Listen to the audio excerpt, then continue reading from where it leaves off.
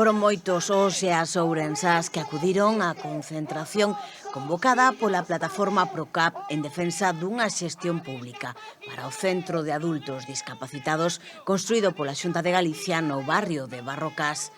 Unha protesta que comezaba coa lectura dun manifesto no que os afectados lembraban o compromiso inicial do goberno autonómico, unha promesa que agora denuncian non se vai cumprir. A plataforma agradecía a resposta da cidadanía.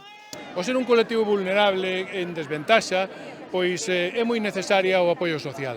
Estamos nun momento crucial no que, inda que a conselleira filtrou a través da prensa que o vai facer ou que o que quere darllo a unha entidade sin ánimo de lucro, nós seguimos loitando por un dereito que creo que é moi xusto, que é o de ser como as outras provincias, que non se faga unha discriminación deses tipo, porque non há lugar. E aparte, sabemos que ademais, como está certificado por moitos pais e nais que hoxe están aquí, que o servizo público de calidade que reciben tanto en Sarria como en Redondela como na Coruña é excelente.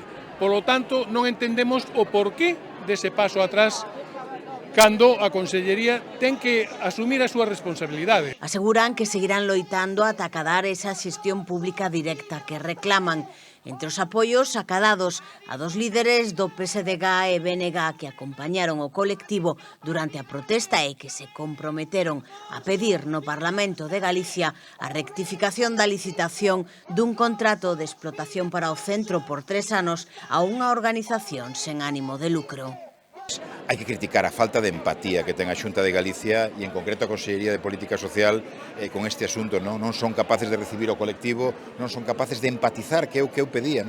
O que sentimos é a rabia que teñen as familias, que xa teñen unha situación moi dura, porque ter un fillo ou unha filla con unha alta discapacidade é unha situación moi complexa de xestionar, e a esa dor o que lle teñen que engadir é o agravio que están sufrindo e desde logo a indignación de ver como a Xunta de Galicia non nos escoita e trata aos seus fillos e fillas como se fora unha mercadoría.